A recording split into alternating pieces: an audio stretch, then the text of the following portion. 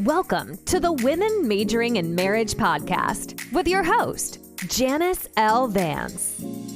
Girl, if you are a married woman that desires not just to have a surviving marriage, you know, the kind that's just on cruise control, but actually want a thriving marriage, you are in the right place. If you are engaged, this show can inspire you to prepare for your marriage before preparing for that expensive wedding day. Oh, and all my single ladies out there that are in their season of waiting on God to send your husband, we've got something for you as well. Girl, marriage is not hard, but it certainly is work. So relax, get your pen and paper, and let us major in marriage. Hello to all of my queens, and welcome to the Women Majoring in Their Marriage podcast with yours truly, Janice Vance. I want to just thank you, queens, for continuing to rock with me. I see you all making your comments. I see you all showing up, and I want you to know that I appreciate you because you don't have to show up, but I appreciate you. You all know Women Majoring in Their Marriage podcast is for all women that are married, you know, those that want to thrive in marriage, not just a surviving marriage, those women that are engaged who want to prepare for being a wife before they prepare for their wedding day. And then to that woman that is in her season of waiting on God to send her husband, this platform is to encourage her to wait on God, but while she's waiting on God, be busy about the things of God, be busy about loving herself, finding herself while God is preparing her husband for her. And today, y'all, I am so excited. Y'all know how I get excited about these guests. I have a guest that I just met a few minutes ago, but I don't feel like a stranger.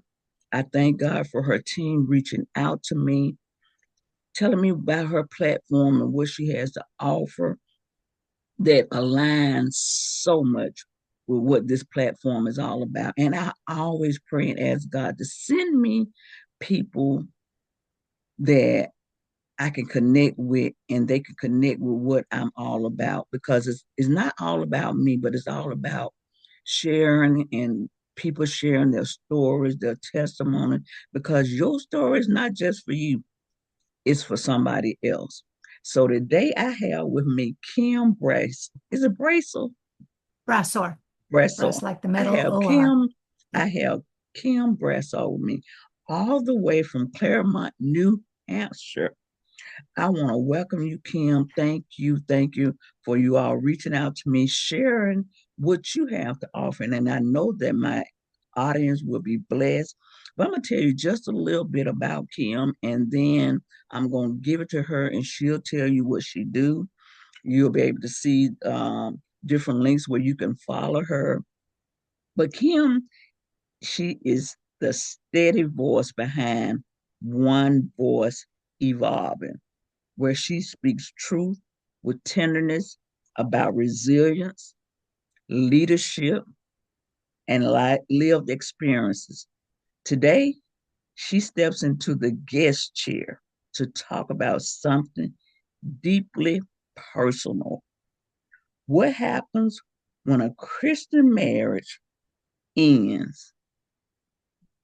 Mm, mm, mm. That's enough within itself. What happens when it ends and what the church do? I'm going to let Kim take it from there. And again, Kim, thank you so much for reaching out to me. Let this not be our last time. And I want to say thank you and welcome to the platform. It's all yours. Janice, thank you for having me. And you are such a welcoming presence. I feel like we're ready to have that cup of coffee. So thank you. I am just turned 70, and I'm retired human resource professional. And I was a late in life student. So I got married early and I checked all the Christian boxes, and we were married for 22 years. And we had changed originally in Las Vegas. We had moved to Washington State, where we were in a new church. I was in ministry in the new church, and we were raising teenagers at that point. And our marriage hit a place where I had to get a restraining order. And I always expected to be married 50 years. And I wasn't raised in a church, so I didn't know all the unwritten rules of the church about ministry and being married or not being married, or being a woman or not being a woman, or all of that. I learned all of that in process, right? Mm. And when that marriage ended, when I made the decision to leave, biblical grounds became the biggest talking point in the church. Did I have the right to protect myself and my children? Did I have the right? Did I have the resources to do that? Mm. And what did the church decide to do? And that church ended up having a church split over our marriage, that they were a year into a 22-year marriage. We'd only been with them a year. So they didn't see all of the hard marital work that we had done to stay together that long. They only saw the come apart. And Mm. everybody had an opinion. And my opinion was the one that mattered the least in that circle of Mm. friends. So my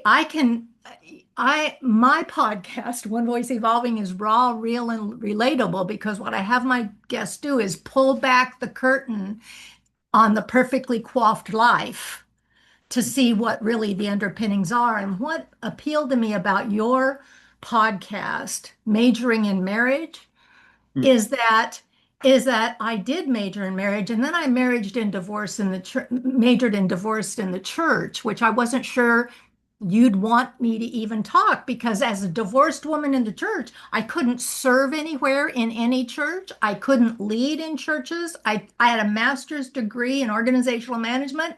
Churches need that more than anybody, but they couldn't Mm. hear it from a woman. Mm.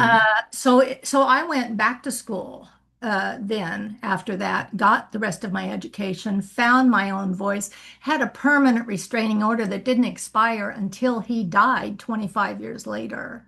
Wow. And in that time of still working with people, just not doing it through church channels, I heard so many church horror stories, Janice, from women who had been abused or cheated on or whatever by their churched men, and the collateral damage that comes with divorce that you don't see coming. I call that the blind side. Wow.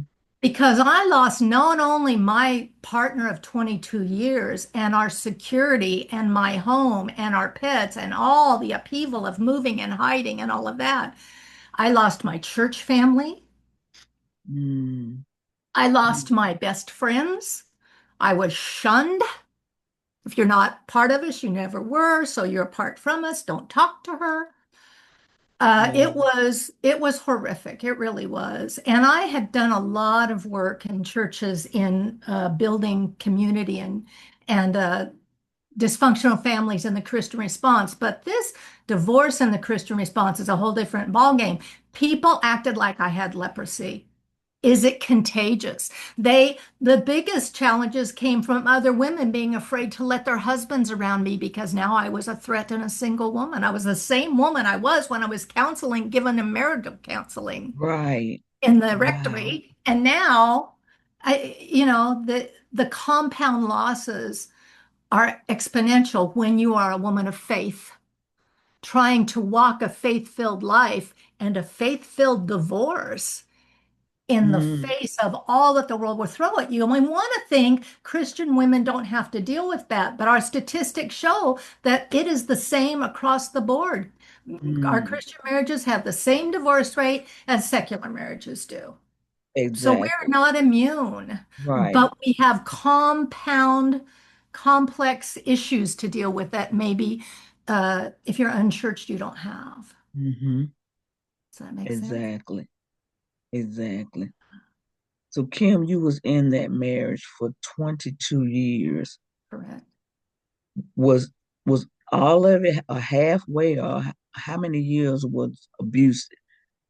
So I would say the first 10 years were what were normal to me. I was raised in a military household, and my husband, the man I married, had been done 2 tours in Vietnam, had some significant PTSD. Um, Mm, and it didn't show up until we'd been married about 10 years. And at okay. 10 years, these flashbacks started to happen. It was at a time when a lot of Vietnam War movies were coming out. Oliver Stone did one, and it triggered a lot of things for him. And so he started going through the vet center and the VA for care for that at Mm, 10 years into the marriage. And at that time, I started taking that marriage in my mind into 5 year increments. Could I commit every time we had an anniversary? Could I commit to 5 more years of this? wow. Could I commit to because I'm a longer term thinker. How am I Hmm. going to feel about this decision in 10 Right, years? right, If I right. stay or if I go? And so I did the first 5 year segment, and during that time, he got some help in the psychiatric hospital in Los Angeles, but he was also suicidal twice. One time they sent him home suicidal. What am I supposed to do with that? I've got children in the house, and it was pretty scary. And and so that was that 5 years. And then we moved to a different state. So we did a geographical cure where he could, potentially get retrained and we could get a new start. I had teenagers. And and when we did that, I said, okay, we'll do 5 years. And we made it 5 years. And at that fifth year, he I'll just, we'll put it out and you can screen whatever you need to. He bought a gun. We had never owned a gun, and he was not a drinker because his dad was an alcoholic. And he bought a gun, which we had never had, but we were living in rural, 25 acres. Sometimes you need one. Okay. But this one particular day, he had stopped taking the medication they had him on, and his moods were doing some of this. And I called his psychiatrist at the VA, which I never have done because I let him manage his Right, medical things, and I right. just never did that. But I called because I really was concerned because I found a bottle of pills that were packed full. There was supposed to be 30 in the bottle. There were 140 pills in that bottle. I counted them. He'd Wow. been not taking them, but stashing them. So I would think he was taking them. I don't know Right. how long, but he was off. His mental health was really off. And Wow. I took the children out of school and went into hiding that day. And I called the police and said, I want to do a welfare check on this guy because he's home and he has a gun. And he thinks I'm having an affair with the pastor now. Mm, It was bad. And they went to the house. The police went to the house that night. They confiscated the gun. They talked to him. He ended up getting with the VA and they took him inpatient for treatment again. mm, The next morning, though, I went to the domestic violence women's shelter to see what my options were because I didn't know. And I had my 14-year-old daughter with me. I walked into that place and the woman gave the woman my name and she said, I've been waiting for you. I've never been in this building in my life. And I said, why would you be waiting for me? How do you even know? Oh, we get all the police reports. Okay, oh, I didn't know there was a police report. I hadn't seen a police report, and it said, and they said he has a rifle, and he told the police he was going to kill me. That was the wow. first. That was my first wake up call Oh, of, oh my gosh. But I'm going to back up a second because here's the spiritual piece of that. The night before that, the night before I called his people, I didn't sleep and I never have a problem sleeping. And I was praying. I was really praying hard because something wasn't right and I didn't know what it was. And all the Lord kept saying to me was, let it manifest. Let mm, it manifest. Don't fight, don't flee, just stand. Let it manifest. It gives me chills today. It was the mm, scariest thing I ever did because I had spent 20 years cushioning his bottom. I had mm, spent 20 years, worse than you would with any alcoholic, making sure that he could look good so that our family could stay together, so that he mm. didn't lose his job, so that we could have the power on, so that we could look like this good Christian family. Right. Even though once the doors closed, it didn't feel that way to be there for any of us. Turns out, after the fact, all of us had PTSD. With the Mm, children and I had secondary from 20 mm, years of that, mm. right? Right. But so when that happened and then it all started to fall apart, I just had to stand back and I didn't go for a straight divorce. I went for um, separation to give it time for everything to work out. Mm-hmm. And it just wasn't to be. It just wasn't. Wow. Wow. So So you hung in there how much longer? it took, it was he was in the psych ward. I took the children and moved into a hiding place. Mm-hmm. And the VA over, it was in American Lakes, I want to say, over in Seattle. The VA isn't allowed to tell me anything about the veteran, even though I was his wife. And Right. I called them and I said, look, I have a restraining order. We're in hiding. I don't need you to tell me if he's there or not. But if he does, and she did tell me he was there, but if he decides to leave against medical advice, he's Mm-hmm. an hour away. And he used to be a police officer. He knows all the ways to get to all the places. And I Mm-hmm. said, I need to know if he leaves because that gives me an hour. Right. And this one day I get this phone call from a charge nurse over there. And she said, I had your number and I'm not supposed to be telling you anything, but I'm going to tell you that he's no longer in the facility. He left. And I took those kids and I went into hiding for the second time in 2 weeks. Wow. And that was the point in time when it was so bad and I was so afraid. And I had always been a nonviolent. I would let him take my life before I would take his. We never had guns. I just wasn't who I was. Right. I took my two teenage daughters, they were 14 and 16, to the local gun shooting range, went Mm, in there as ignorant as I am and said, we have to be protected. mm, I need to know how to shoot a gun. I need to know how to buy a gun. I need to know right. all the things. And it was a wild ride. And it was so different from who I thought I was. Life Mm-hmm. will change you. It's like chronic pain will change you. It was Yeah. so out of line with what I thought my values were. And the pastor at that time called me and said, but his concern was, what message are you sending to your daughters? Because he wanted to shame me into submission. And I said, I hope that I am sending the message that says, you do not have to stand and be abused, and it is never too late for you to make a new decision. Wow. And Wow. that was my intention. That was the point of no return. I had to say to myself, what would it really take for me to reconcile with this man after all we'd been through? Because we'd been separated before, we'd been through counseling, we'd been through all the things. And I thought, here's the answer. It would take a lobotomy. That's what Wow. it would take. And that's when I Exactly. knew this is not salvageable. This is not healable. And there are so many religious ideas about what biblical grounds are and what respect is, and whether, well, at least he doesn't make you bleed, or at least he doesn't hit you, or at least he doesn't this or that. No, or at least, well, he wasn't unfaithful. Well, turns out he was, but I didn't know it at the time, Right. all the Right. things, Right. things you don't know. Wow. You've been through a lot. Yeah. Yeah. And But when I tell people my story, I tell you only the snippets, not the worst parts. I tell you the snippets. And they go, wow, and it makes their life look really good. But there's nobody's story I'd trade for mine because right. when God, what doesn't kill you makes you stronger. Well, I'm tired of Mhm. being strong this way. Exactly. Exactly. Yeah. Wow. Yeah. Wow. So you and your daughter's been through a lot, Yeah. but you don't look like what you've been through.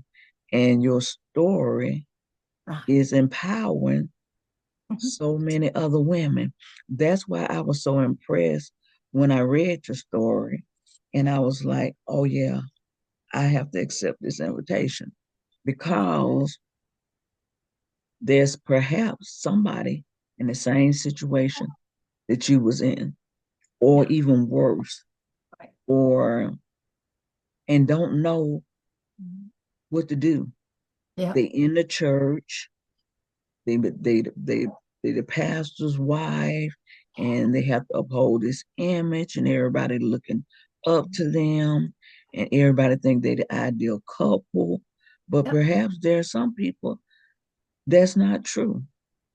And I appreciate your vulnerability, your transparency, and opening up to people. So if someone is listening, what Mhm. would you tell that person that they clicked on this and they was like, oh my God, she's talking about me.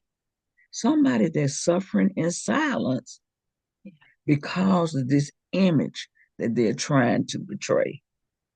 Not that they're trying to be a hypocrite or anything, but they just feel like, who do I go to? Who do I talk to? Who can I share with without them sharing with their best friend? Oh yeah. Oh yeah. Don't let them put you on a prayer chain. That is a whole other kind of gossip. Okay? Do not do that. Don't pray for me. No, it's okay. Oh, So so so what in the would you world of what would you domestic tell them violence, on? it's just so we as women in our culture, no matter our my role was to be still, be quiet, and don't make waves. That was my role in childhood. Children should be seen and not heard. And it was what I grew up with. It was the norm. And anything that I did that was authentic or honest, that husband used to say to me, "Who told you to think?" So the Mm-hmm. longer you hear that, and I didn't get my education until after I left him, and Mm-hmm. went to first a Moody Bible College Wow. until I was denied education because the class I wanted was in the pastor track, and women can't be pastors here, and that was in the 90s. And I was Mm. like, wow, they're Ah. teaching at Dallas Theological Seminary. Women are teaching the pastor track, but you can't take a class in the pastor track. So I had to rethink it. I had to do some deconstructing. Who is this Mm. God I've learned about and the one I have sought since childhood? And how does that God feel about this instead of the lens that is colored through the training I've had about how women should be silent in the church? Mm-hmm. And so when people who are divided, who can't find their voice, that is really what I do. I meet people where they are, and I gently give them enough information that they begin to feel safe to tell a truth. We are Mm. only as sick as our secrets. The shame is in the silence. It is never in speaking it out, no matter how bad they try and put you back in the box. Mm. And the right to just, I tell people you survived living it. You can survive remembering it. If it's childhood trauma that now gets triggered 20 years later because it happens, Mm-hmm. but we don't want to go back and feel those feelings. And so women with addictions, it's part of what they're doing is trying to medicate and Mm-hmm. survive in ways. One woman in a church that I was doing some classes in said to me, her husband was an alcoholic, but he was in the executive team at this church. It was in Idaho. And she had a heart condition. She was 47 years old and she had a heart condition that was fixable, that she could get surgery for, and it was fixable. And she refused to have it fixed because this was her only escape. The only way she was going to get out of this marriage was to die. Wow. Now, that's a fact. And she'd been in that marriage 30 something years, and she had gone to the pastors before, and she had gone to talk about his abuse before, and they poo pooed her and elevated him within the church. And so she had no voice and no safe place. And her only out, because she didn't have grounds for biblical divorce, according to them, was that the sooner she died, the better it was going to be. Wow. That was a wake up call for me. Women are oppressed. Women when you're living a double life, whether it's by addiction or because you're protecting a Mm-hmm. person or an idea or a position, the more you're stopping yourself right here, the less of the Holy Spirit can flow through you and out to others. So if my main purpose is to be maximum service to God and the people about me, I better keep using my voice and my words and my experience. Exactly. Yeah. Exactly. And for domestic violence, on average, people leave their abusive mates 7 times on average before they quit for good. So anytime somebody's trying to get out of an unhealthy situation and they keep going back because they feel whatever pressure they feel to do it, sometimes it's financial, sometimes it's, relational, sometimes it's positional. Um, they it's important for them to give themselves grace, lean into God, but really start looking at the stories you've been told about what your role is and what his role is, because these are not roles. What do you call it? Majoring in marriage Amazing means in you that man. evolve. Right. And the person you are when you get married is not the people you are 10 years later, and it's not who you are 10 years after that. And I really think successful marriages weather things and Yeah. they grow closer together, and every marriage does this, but they grow closer together or they grow apart and there is no coming back together and then they have to go find their separate path. You are no less loved. You are no less forgiven. You are no less cherished by our Creator for any choices you made, justified or not, Right. because Exactly. that is grace. That And is. God will meet you right where you are, even when you're off path. He never leaves, never left. I'm Wow. back again. Mm, mm. I'm sure there's someone out there that can resonate with what you just said. And I recently read about how maybe about 2 months ago, I was reading on domestic violence because I had did a podcast on that. And I had read at the time that people leave 7 times. They'll leave, come back, leave, come back. Oh, it wasn't that bad. Oh, he's so sorry. Oh, he's crying. He's asking for forgiveness. Oh, my children, oh, my church. Oh, my. They leave, come back, leave, come back, leave it. And some people didn't even make it back. They end up being abused, Yeah, dying, yeah, yeah. dying. Right. I had my cousin that I interviewed last year, lives in Ohio. I Mhm. did a podcast. She was in an abusive marriage and stayed, have children. She had 3 children, Mhm. a set of twins, and he set her on fire. Set her on fire. She have had so many surgeries, and it's been some years. She's still having surgery. Yeah. And why do you think, Janice, that when things like that, it's atrocious, when things like that happen, what is the mindset of the church folk, not all of them, but the ones who do, who look to the victim as what did they do to deserve that? Like Hmm. they must have done something to justify this abuse. Right, Doesn't right. it seem backwards? It does. It seems backwards that Yeah, people will look at it, like that. right. And some people have this thing that when you say I do, it's to death do you part. Yep. What about the in between? Do you just stay there and let somebody abuse you, Mhm.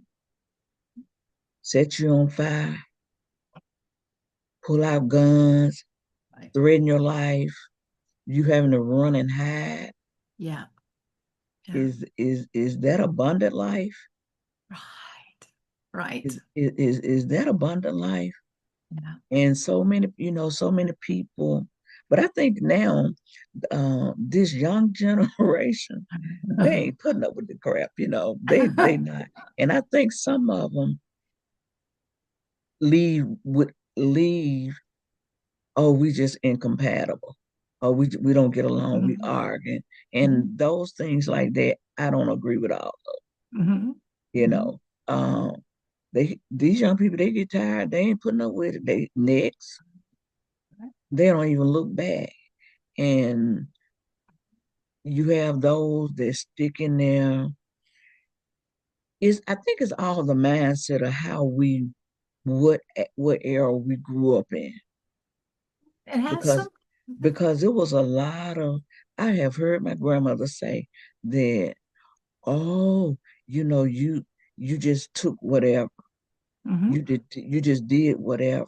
You Yeah. stayed at home and you had baby after baby after baby. Mhm. Men was running down the street having children by people women on the next block, but they stayed there and they put up with that.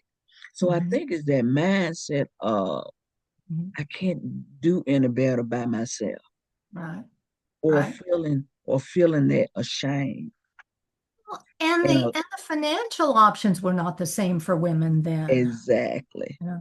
Is that My because a lot of mother didn't leave. She couldn't. It right, and a lot wasn't of them financially didn't work. feasible. Yeah. Right.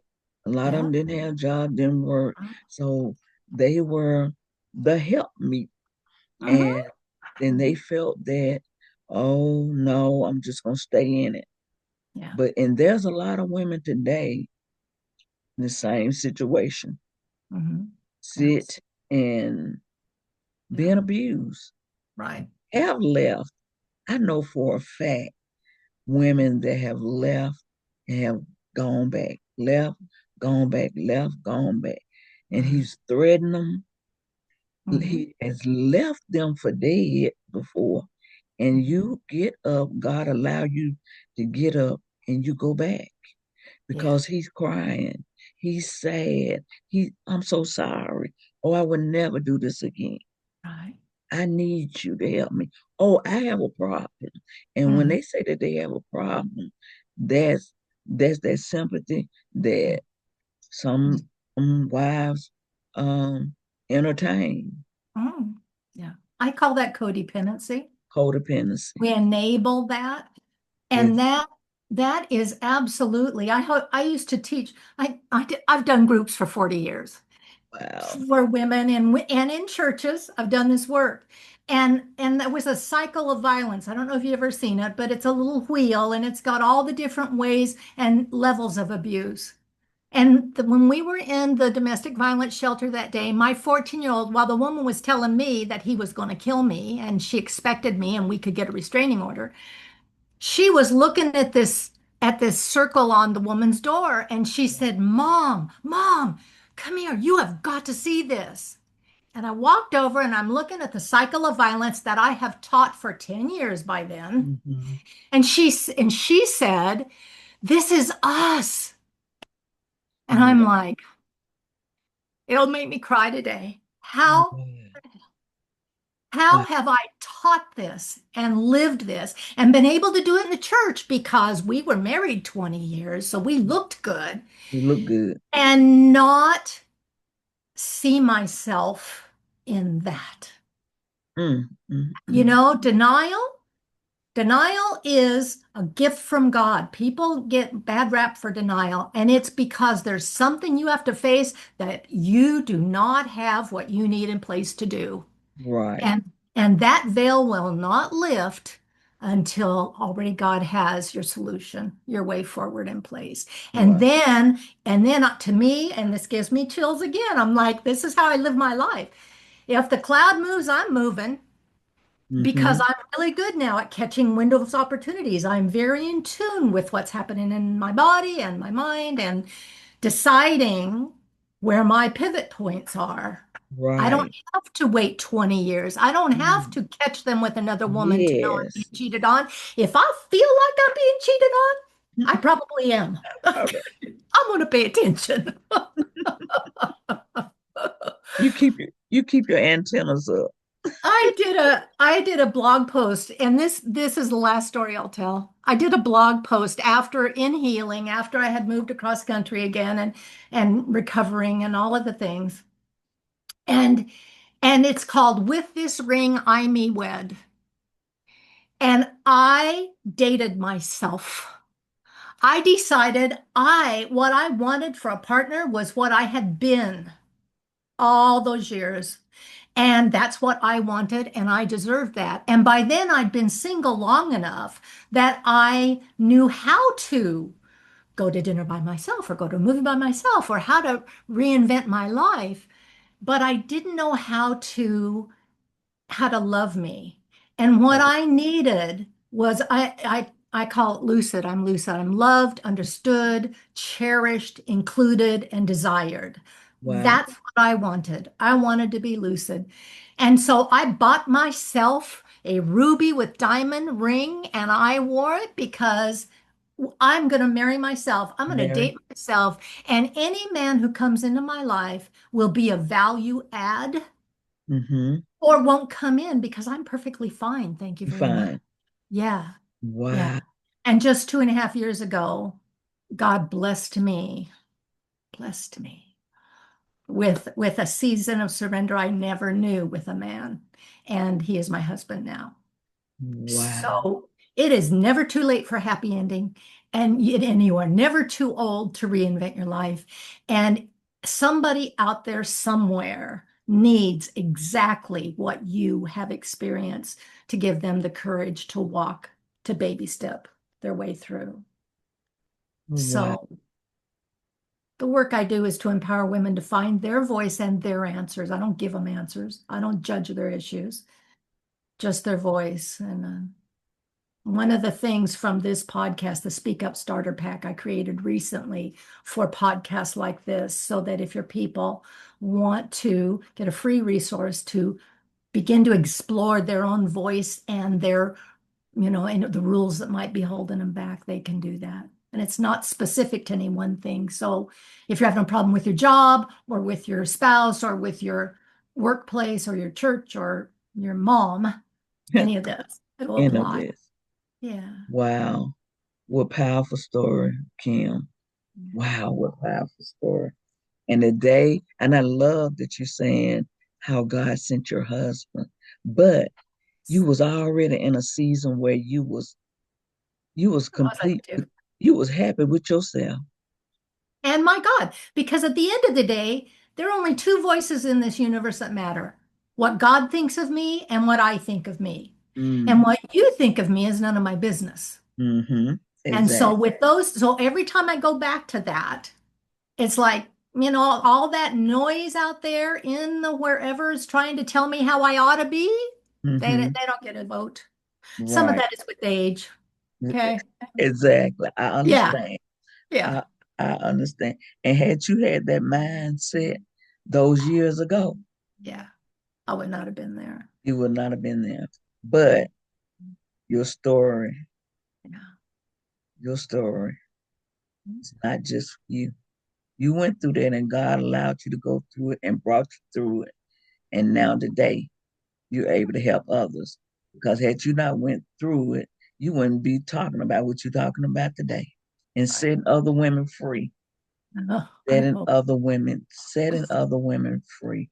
And a lot of people, it bothers me when I hear people talk about, oh, social media. I love social media. I'm on YouTube and I'm on Facebook. Those are my platforms and have been blessed by those platforms. But sometimes I call Facebook fake book. Yeah. People people would get on there and post all these beautiful images. Yep. Oh, me and babe, we went on this date. Oh, it's date night.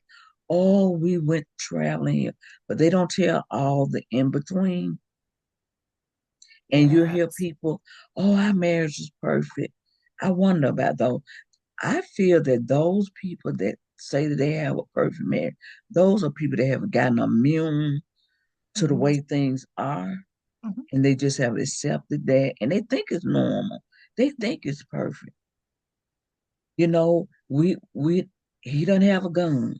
We not throwing pots and pans at each other, but we're Yeah. unhappy.